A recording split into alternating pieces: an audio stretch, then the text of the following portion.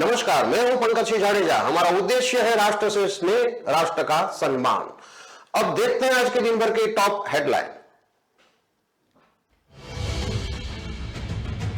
जयपुर में कार चोरी का लाइव वीडियो सामने आया। 10 मिनट में लॉक खोला, फिर स्टार्ट कर ले गए कार। लोगों को शक भी नहीं हुआ।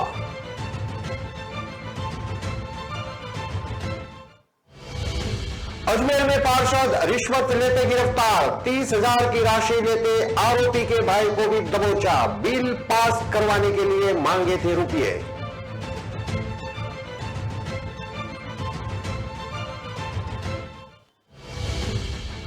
मां के साथ बेटा भी निकला पिता का हत्यारा। झगड़े से तंग आकर किया मर्डर। क्लेम के लिए रची थी साजिश।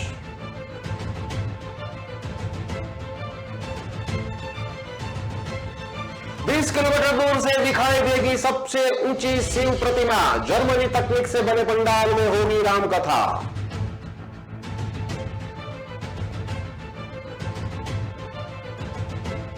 जयपुर के होटल में युवती से रेप। मिलने के बहाने ले जाकर पिलाई नशीली कोल्ड ड्रिंक। बेहोशी की हालत में किया दुष्कर्म। अब देखते हैं खबरें विस्तार से। जयपुर में बाइक सवार 3 बदमाश घर के बाहर खड़ी कार चोरी कर ले गए। मॉर्निंग वॉक पर निकले लोगों के बीच महज 10 मिनट में वारदात को अंजाम दिया। बिल्डिंग के बाहर लगे सीसीटीवी फुटेज में बदमाशों की कार चोरी की करतूत कैद हो गई है। चित्रकूट थाने में पीड़ित ने कार चोरी की रिपोर्ट दर्ज करवाई है। पुलिस फुटेज के आधार पर कार चोरों की तलाश कर रही है। पुलिस ने बताया कि डॉक्टर्स कॉलोनी चित्रकूट नगर निवासी विवेक की कार चोरी हुई है। विवेक आईटी एक्सपर्ट का काम करते हैं। 4 अक्टूबर की रात को उन्होंने अपार्टमेंट के बाहर कार खड़ी की थी। सुबह करीब 5 बजे मॉर्निंग वॉक पर निकले लोगों के बीच कार चोरी की गई। बाइक पर 3 बदमाश कार चोरी करने आए। रोड की दूसरी तरफ बाइक पर 2 बदमाश बैठे रहे। एक बदमाश कार का लॉक खोलने आया। कार का लॉक खोलने के बाद बाइक पर बैठकर तीनों वापस चले गए। महज 2 मिनट बाद चक्कर लगाकर वापस बाइक लेकर आए। पहले वाली जगह बाइक खड़ी कर 2 बदमाश बैठे रहे। तीसरा बदमाश आया, लोगों के बीच ही उसने कार को स्टार्ट कर लिया। महज 10 मिनट में कार चुरा कर ले गए। बाइक सवार दोनों साथी भी कार के पीछे पीछे रवाना हो गए। सुबह उठने पर आईटी एक्सपर्ट विवेक अपार्टमेंट के बाहर आए। कार संभालने पर गायब मिली। बिल्डिंग के बाहर लगे सीसीटीवी फुटेज को खंगाला गया। फुटेजों में बाइक सवार तीनों चोरों की करतूत कैद हो गई थी। कार चोरी की सूचना पर पुलिस मौके पर पहुंची। पुलिस सीसीटीवी फुटेज में कैद चोरों की तलाश कर रही है।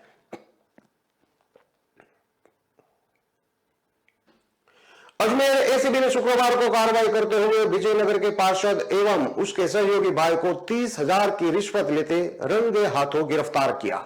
आरोपी पार्षद द्वारा ठेकेदार की फार्म द्वारा करवाए गए निर्माण कार्यों के करीब 14,48,000 रुपए के बिलों को पास करवाने की अवेज में रिश्वत मांगकर परेशान किया जा रहा था, जिसके बाद एसीबी ने पीड़ित की शिकायत पर कार्रवाई को अंजाम दिया। एसीबी द्वारा आरोपी पार्षद और उसके भाई के आवास और अन्य ठिकानों पर तलाशी की जा रही है। अजमेर एसीबी के उप महानिरीक्षक समीर कुमार सिंह ने बताया कि एसीबी अजमेर इकाई को परिवादी द्वारा शिकायत दी गई कि उसकी फर्म द्वारा करवाए गए निर्माण कार्यों के करीब 14,48,000 के बिलों को पास करवाने की एवज में विजयनगर नगर पालिका वार्ड नंबर 6 के पार्षद महेश जैन द्वारा 75,000 की राशि मांगकर परेशान किया जा रहा है। परिवादी से मिली शिकायत पर सत्यापन किया गया और टीम ने शुक्रवार को ट्रैप की कार्रवाई करते हुए देव नारायण मंदिर के पास विजयनगर निवासी आरोपी पार्षद महेश जैन, रमेश जैन सहित उसके भाई लोकेश जैन को 30,000 की रिश्वत राशि लेते हुए रंगे हाथों गिरफ्तार किया है। एसीबी ने मामले में भ्रष्टाचार निर्माण अधिनियम के अंतर्गत प्रकरण दर्ज कर अनुसंधान शुरू कर दिया है। एसीबी द्वारा आरोपी पार्षद के आवास और अन्य ठिकानों पर भी तलाशी ली जा रही है।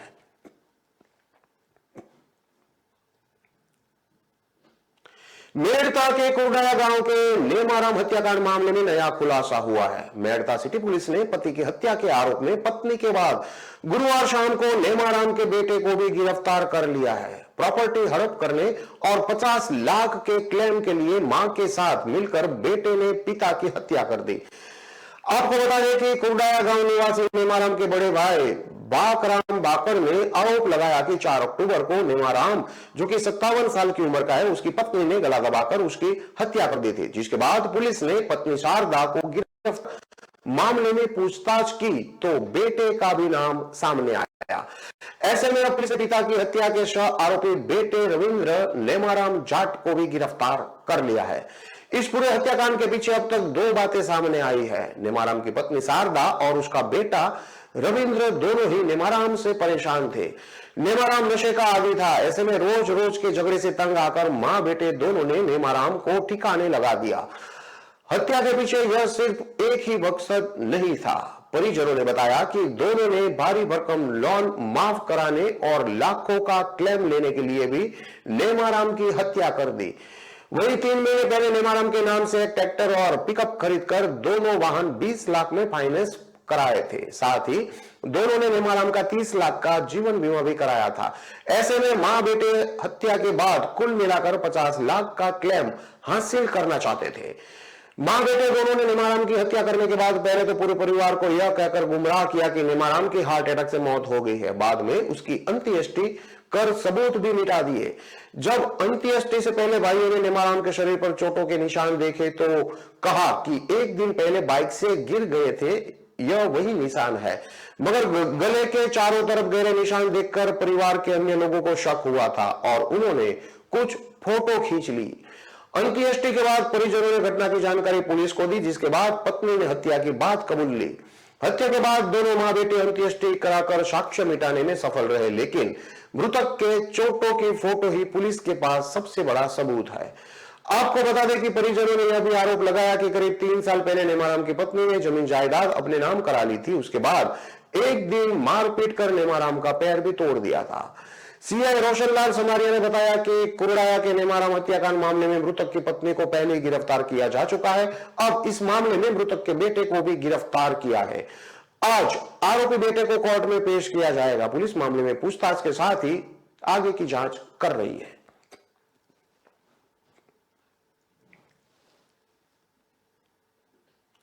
राजस्थान में सबसे ऊंची शिव प्रतिमा बनकर तैयार हो चुकी है। 369 फीट ऊंची इस प्रतिमा को लोकार्पण समारोह 29 अक्टूबर से 6 नवंबर के बीच होगा। इसको लेकर भी तैयारियां पूरी हो चुकी है। 9 दिन तक चलने वाले महाउत्सव में लाखों की संख्या में भक्त पहुंचेंगे। यह प्रतिमा नाथद्वारा में तैयार हो चुकी है। शिव प्रतिमा के लोकार्पण को लेकर संत कृपा सनातन संस्थान के ट्रस्टी मदन पालीवाल ने बताया कि विश्व की सबसे ऊंची शिव प्रतिमा को विश्वास स्वरूपम के नाम से विश्व में जाना जाएगा।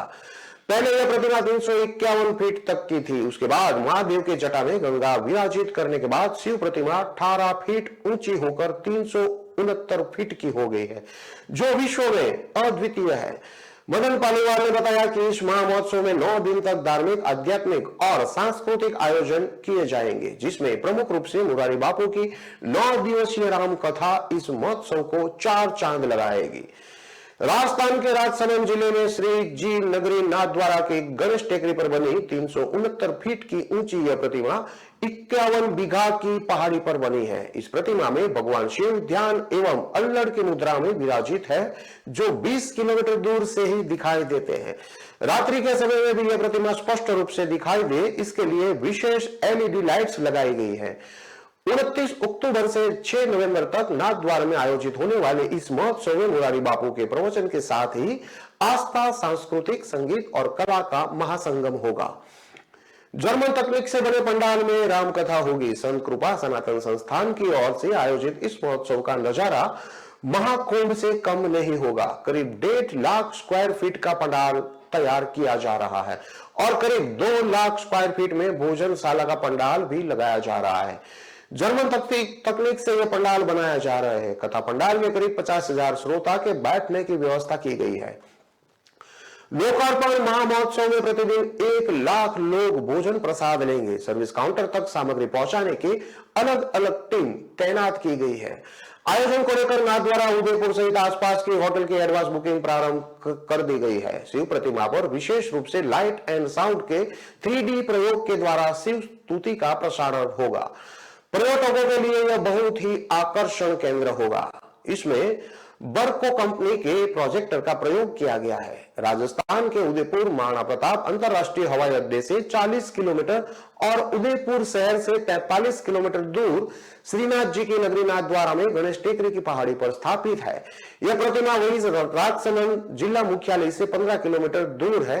यह प्रतिमा लोकार्पण कार्यक्रम जानकारी देने के दौरान प्रकाश पुरोहित, लक्ष्मण दीवान, मयंक पाठक, बलराम सिंह, नटवर भाई शाह, भास्कर जोशी, विनोद कुमावत उपस्थित रहे।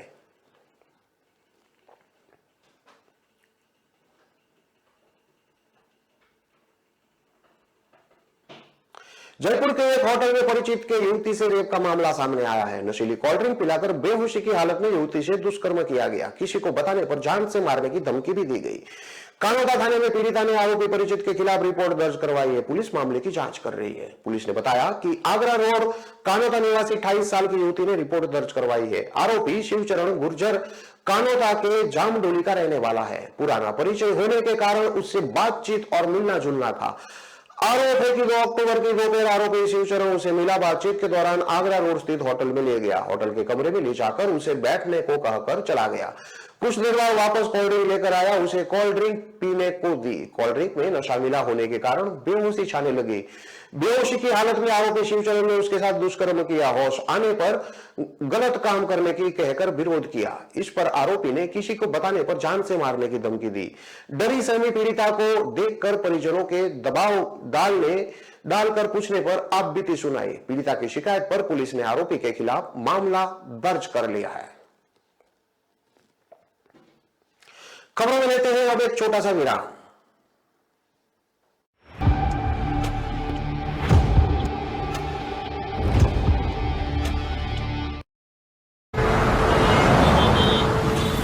कहाँ जा रहे हो? दुकान पर बैठो और इसे आगे बढ़ाओ। पापा, दुकान आगे बढ़ाने के लिए मुझे दुकान पे बैठने की जरूरत नहीं है। बस बातें करवा लो इनसे।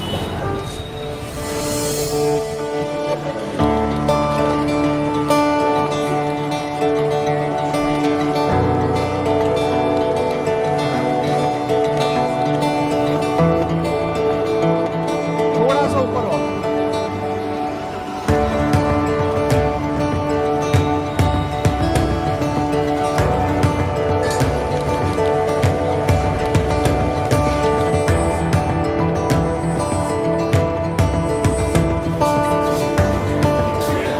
लो जी मैडम, आपके 4 किलो लड्डू।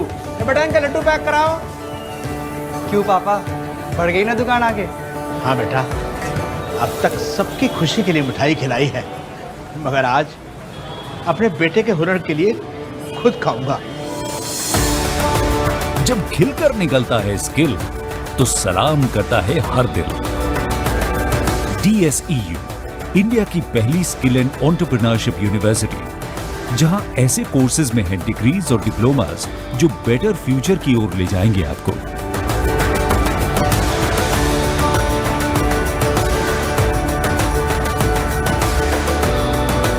तो एडमिशन के लिए अप्लाई कीजिए।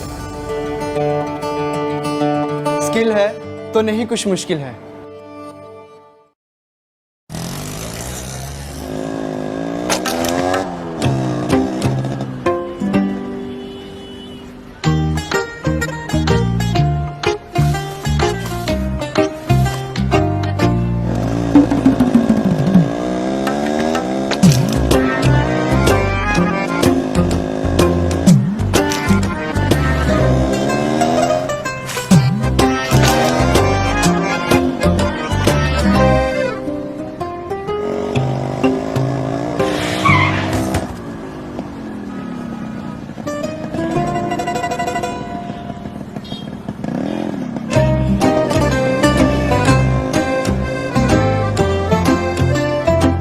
जब सोच सुंदर होगी तभी तो देश सुंदर होगा।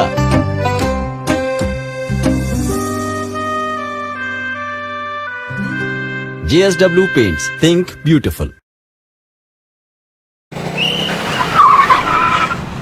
मस्त मास्क पहना रे तूने। Thank you sir. वो जान बचाने के लिए पहनना पड़ता है ना सर। रेडीमेड है या टेलर मेड है? ऑनलाइन ऑर्डर किया है सर। एक और है क्या? है ना सर। देना। बहुत मस्त लगे आपको। ये ना सर। ये ना भाई, जान बचाने के लिए बाइक चलाते वक्त सिर्फ खोपड़े पे मास्क पहनेगा तो खोपड़े को कौन बचाएगा? समझ गया सर। हेलमेट ऑनलाइन ऑर्डर कर, वरना हमेशा के लिए ऑफलाइन हो सकता है। Okay sir. ये ले, चल हम ये भी ऑनलाइन भर दे। हेलमेट पहने, ट्रैफिक नियमों का पालन करे, जिंदगी के सफर को सुरक्षित रखे।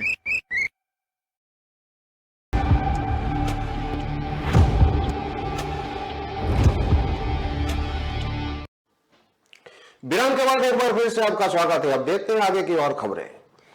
बूंदी के देख क्षेत्र के खनिका निवासी एक युवक की जयपुर में कहा सुनी के बाद बदमाशों ने हत्या कर दी। युवक वहां प्राइवेट हॉस्पिटल में लैब टेक्नीशियन का काम करता था। घटना बुधवार रात शिप्रापत थाना इलाके के जगन्नाथपुरी की है। युवक के पिता ने बदमाशों के खिलाफ शिप्रापत थाने में हत्या का मामला दर्ज करवाया है। मृतक का शुक्रवार को उसके पैतृक गांव खानिका में दाह संस्कार किया गया। जानकारी के अनुसार मृतक वकील सिंह बंजारा, जो कि 23 साल का है, निजी अस्पताल में लेबोरेटरी टेक्नीशियन की नौकरी करता था। बुधवार रात करीब 10 बजे वह अपने कमरे पर जा रहा था। इसी दौरान रास्ते में कॉलोनी के कुछ युवकों के साथ उसका विवाद हो गया। इस दौरान उसके साथ मारपीट भी की गई। इसके बाद वकील सिंह बंजारा अपने 3 साथियों के साथ लौट गया। कुछ देर बाद बदमाश उसके पीछे पीछे घर पहुंच गए और वहां भी मारपीट करने लगे। वकील सिंह बंजारा बचने के लिए छत पर भागा तो बदमाश उसके पीछे भागे। इस दौरान छत पर ही एक ने उसके सिर पर ईंट से वार कर दिया। इससे उसकी मौके पर ही मौत हो गई। सूचना मिलने पर पुलिस मौके पर पहुंची। इस दौरान बीच बचाव करने आया वकील के 3 दोस्त भी घायल हो गए, जिनका एसएमएस हॉस्पिटल में इलाज चल रहा है। पुलिस की प्रारंभिक जांच में सामने आया कि बदमाश सवाई माधोपुर के रहने वाले थे, जिनके बारे में जानकारी जुटाई जा रही है। बंजारा विकास समिति के अध्यक्ष नवाब सिंह बंजारा ने बताया कि बड़ी दर्दनाक घटना है। परिवार को आर्थिक सहायता और आरोपियों पर सख्त कार्रवाई की मांग की है। कार्रवाई नहीं होने पर बंजारा समाज धरना प्रदर्शन करेगा। वकील सिंह की 18 महीने पहले शादी हुई थी। उसके 7 महीने की बेटी है। करीब 20 दिन पहले वह पत्नी और बेटी को गांव छोड़कर आया था। परिजन ने आरोपियों की गिरफ्तारी और आर्थिक मदद मिलने के आश्वासन के बाद गुरुवार शाम को शव संभाला। घटना के बाद से स्थानीय लोगों में आक्रोश है। वहीं शुक्रवार को दाह संस्कार के दौरान परिजनों और उसकी पत्नी का रो रो कर बुरा हाल हो गया था। अजमेर संभाग के टोंक जिले में डीएसपी रुद्र प्रकाश शर्मा को निलंबित करने पर ब्राह्मण समाज की ओर से शुक्रवार को कलेक्ट्रेट पर प्रदर्शन किया गया। प्रदर्शन के बाद ब्राह्मण समाज ने जिला कलेक्टर को राज्यपाल और मुख्यमंत्री के नाम ज्ञापन देकर डीएसपी को बहाल कर दोषियों के खिलाफ कड़ी से कड़ी कार्रवाई करने की मांग की है। ब्राह्मण समाज ने कहा, अगर उसकी 7 दिन में मांगे पूरी नहीं हुई तो समाज की ओर से उग्र आंदोलन किया जाएगा। ब्राह्मण समाज के पदाधिकारी पंडित सुदामा शर्मा ने बताया कि 5 अक्टूबर 2022 को निवाई टॉप में डीएसपी रुद्र प्रकाश अपने पद पर कार्यरत थे। दैनिक कार्यभार के दौरान उन्होंने पाया कि तहसील पिपलू जिला टॉप के हाड़ी कला क्षेत्र के नाथड़ी चौरा पर बजरी माफिया और ग्रामवासियों के बीच में विवाद होने पर मुख्य रोड जाम कर दिया गया है, जिस पर डीएसपी रुद्र प्रकाश ने ग्रामवासियों से जाम खोलने की समझाइश की। लेकिन कांग्रेस नेता रामविलास चौधरी और उनके साथियों ने डीएसपी की ड्यूटी में अवरोध उत्पन्न कर माहौल खराब किया और पुलिस विभाग के कर्मचारियों अधिकारियों को गाली गलौज की गई। पंडित सुदामा ने बताया कि इसके बाद राजनीतिक दबाव के चलते डीएसपी रुद्र प्रकाश शर्मा को निलंबित भी किया गया, जो कि असंवैधानिक है। यदि राजनीतिक दबाव के चलते इस प्रकार अधिकारियों को निलंबित किया जाता रहेगा तो भविष्य में अधिकारी राजनीतिक दबाव के चलते ईमानदारी से अपना फर्ज निभाने में ही संकोच करेंगे। इसे लेकर ब्राह्मण समाज ने शुक्रवार को असंवैधानिक कार्य की निंदा करते हुए कलेक्ट्रेट पर प्रदर्शन कर जिला कलेक्टर अंशदीप को राज्यपाल और मुख्यमंत्री अशोक गहलोत के नाम ज्ञापन देकर डीएसपी को बहाल कर दोषियों के खिलाफ कड़ी कार्रवाई की मांग की है। ब्राह्मण समाज के पदाधिकारियों ने कहा कि अगर उनकी मांगे पूरी नहीं हुई तो आगामी दिनों में ब्राह्मण समाज द्वारा उग्र आंदोलन किया जाएगा। हनुमानगढ़ में कोर्ट ने नशीले कैप्सूल और नशीली कप सिरप के मामले में फैसला सुनाते हुए आरोपी को 10 साल की जेल की सजा सुनाई है। हनुमानगढ़ में कोर्ट ने नशीले कैप्सूल और नशीले कप सिरप के मामले में फैसला सुनाते हुए आरोपियों को 10 साल की जेल की सजा सुनाई है। साथ ही कोर्ट ने आरोपी पर 2 लाख रुपए का जुर्माना भी लगाया है। मामले में राज्य सरकार की ओर से पैरवी विशिष्ट लोक अभियोजक दिनेश दाधीच ने की। विशिष्ट लोक अभियोजक दिनेश दाधीच ने बताया कि 23 दिसंबर 2017 को टाउन थाना पुलिस ने नाकाबंदी के दौरान विष्णु बिश्नोई संत कुमार निवासी चक 4 के एसपी पीएसटीबी को बिना नंबर की बाइक पर जाते देखा। पुलिस ने रोककर उसकी तलाशी ली। तलाशी में पुलिस को पार्वोनिक्स पास के नशीले कैप्सूल और कप सिरप की शीशियां मिली। 3 डिब्बों में 7 पत्तों में कुल 600 कैप्सूल के अलावा 100 शीशियां कोडिन फास्फेट की थी। विष्णु बिश्नोई के खिलाफ टाउन पुलिस थाना में धारा 8/21-25 एनडीपीएस एक्ट और धारा 18C 27B drug and cosmetic act में मुकदमा दर्ज किया गया। आरोपी विष्णु बिश्नोई के खिलाफ कोर्ट में चालान पेश किया गया, जिसके बाद अभियोजन पक्ष की ओर से 12 गवाह पेश किए गए। दोनों पक्षों की सुनवाई के बाद गुरुवार को कोर्ट ने आरोपी को अवैध रूप से नशीली दवाइयों बिना लाइसेंस के अपने कब्जे में रखने पर एनडीपीएस एक्ट में दोषी करार दिया। विशिष्ट लोक अभियोजक दिनेश दादिश ने समाज में बढ़ते हुए अपराध को नजर रखते हुए आरोपी को अधिकतम दंड से दंडित करने का निवेदन किया। दोनों पक्षों की सुनवाई के बाद कोर्ट ने आरोपी विष्णु को धारा 8/21 एनडीपीएस एक्ट में 10 साल की जेल की सजा सुनाई है। साथ ही कोर्ट ने 1 लाख रुपए का जुर्माना भी ठोका है। धौलपुर में सदर थाना क्षेत्र के फोंदे का पूरा गांव के पास बने नाले में गुरुवार शाम एक डॉक्टर का शव मिलने के बाद हड़कंप मच गया। पाली जिले के आयुर्वेदिक हॉस्पिटल में तैनात डॉक्टर करीब 6 साल से ड्यूटी से अनुपस्थित चल रहा था। वही सूचना मिलने पर मौके पर पहुंची पुलिस ने मृतक का पोस्टमार्टम कराकर शव परिजनों को सौंप दिया है और मामला दर्ज कर जांच शुरू कर दी है। पंचगांव चौकी प्रभारी रघुवीर सिंह ने बताया कि मोरौली का पूरा गांव के रहने वाले बद्री ने पुलिस को सूचना दी थी कि उसका मामा चतुर्भुज लालाराम करीब 15 दिन पहले उनसे मिलने के लिए आया था। मानसिक रूप से परेशान चल रहा उनका मामा कुछ दिन घर रहने के बाद वापस अपने गांव अब्दुलपुर चला गया। बांझे ने पुलिस को बताया कि उनके घर से जाने के बाद मामा घर नहीं पहुंचा, जिसका शव नाले में मिलने की सूचना उन्हें मिली। चौकी प्रभारी ने बताया कि करीब 6 साल पहले पत्नी के घर छोड़कर चले जाने से डॉक्टर ड्यूटी पर नहीं गया था, जिस वजह से वह मानसिक रूप से परेशान चल रहा था। ड्यूटी के अनुपस्थित चल रहे डॉक्टर के गायब होने के बाद गुरुवार को उसका शव नाले में मिलने की सूचना मिली। वही पुलिस ने मृतक का पोस्टमार्टम कराकर शव परिजनों को सौंप दिया है और मामला दर्ज कर जांच शुरू कर दी है। भरतपुर में ठगी करने वाले 2 गुटों में फायरिंग का वीडियो सामने आया है। दोनों गुट छत पर चढ़कर एक दूसरे पर जमकर फायरिंग कर रहे थे। मामला सामने आने के बाद पुलिस दोनों ठगों तक पहुंची। इसके बाद दोनों पक्ष थाने पहुंचे। यहां एक ने ठगी करने और दूसरे ने किडनैप करने का आरोप लगाते हुए मामला दर्ज करवाया है। मामला भरतपुर जिले के कामा थाना इलाके के पालड़ी गांव का है। बुधवार दोपहर 1 बजे का है। जानकारी के अनुसार दोनों पक्षों ने एक दूसरे पर ठगी और किडनैपिंग का आरोप लगाया था। इसी बात को लेकर बुधवार दोपहर दोनों गुट के बीच विवाद हो गया। मामला इतना बढ़ गया कि दोनों गुट के लोग छत पर चढ़कर एक दूसरे पर एक के बाद एक फायर करते रहे। इस दौरान वहां मौजूद एक युवक ने इसका वीडियो बना लिया। मामला सामने आने के बाद एक पक्ष ने बहिदा ने मामला दर्ज करवाते हुए बताया कि दोपहर 5 अक्टूबर को दोपहर करीब 1 बजे वह आने भाई शहीद के घर जा रहा था। रास्ते में हमीदा के घर के पास मिच्चू सबीर तालीम कामिल सहित करीब 10 लोग बैठे थे। उन्होंने बहिदा को घेर लिया और इनमें से एक आंसू नाम के व्यक्ति ने कहा कि OLX ठगी का काम करता हूं। वह आरोप लगा कि वहीदा के भतीजे सतम और अक्का ने पुलिस में मेरी ठगी की शिकायत की थी। इसके परिवार के लोगों ने मुझे फंसाया और मरवाने का काम किया था। इसी का बदला लेने के लिए वहीदा का किडनैपर हब्बी के घर ले गए। वहां कमरे में बंद कर उसकी पिटाई कर डाली। वहां मौजूद समीम नाम के व्यक्ति ने कहा, अगर तुझे अपनी जान प्यारी है तो घर से 10 लाख रुपए फिरौती मंगा। जब वहीदा के परिजन उसे छुड़वाने आए तो बदमाशों ने उनसे 8,000 रुपए छीन लिए और उनके साथ मारपीट की। इसके बाद बदमाशों ने वहीदा के परिजनों पर फायरिंग भी की, जिसका वीडियो वहां मौजूद एक व्यक्ति ने अपने कैमरे में कैद कर लिया, जिसमें साफ दिखाई दे रहा है कि लोगों के हाथों में हथियार है और वह एक दूसरे के ऊपर फायरिंग करते नजर आ रहे हैं। वहीं आंसू ने पुलिस में शिकायत देते हुए बताया कि 9 सितंबर को वो मकान बनवाने के लिए 3 लाख रुपए उधार लेकर आया था। वह रास्ते में एक होटल पर रुक गया। वहां उसे सतम मिला। सतम ने आंसू से पूछा कि कहां से आ रहा है, तो आंसू ने सब कुछ सतम को बता दिया। कुछ देर बाद सतम वहां से चला गया। सतम के जाने के कुछ देर बाद आंसू भी होटल से निकल गया। आंसू को रास्ते में एक कार मिली जिसके पास 4 युवक खड़े थे। चारों युवकों ने आंसू को रोक लिया और उसे कार में पटक कर छाता और मथुरा के बीच जंगलों में ले गया। चारों बदमाशों ने आंसू से 3 लाख रुपए और उसके पास रखे 4,300 रुपए लूट लिए और घर से 5 लाख फिरौती मंगवाने को कहा, लेकिन घर वाले 2 लाख की व्यवस्था कर पाए तो किडनैपर्स ने उन्हें 2 लाख रुपए लेकर छाता की तरफ बुला लिया।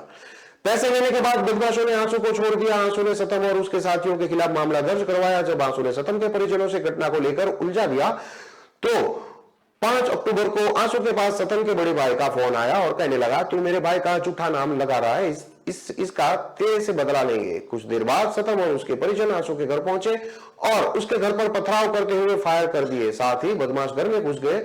वहीं इस मामले को लेकर सीओ प्रदीप यादव ने कहा कि पालड़ी गांव में 2 पक्षों के बीच फायरिंग हुई है, कोई विवाद हुआ है, जिसके बाद पुलिस मौके पर पहुंची है।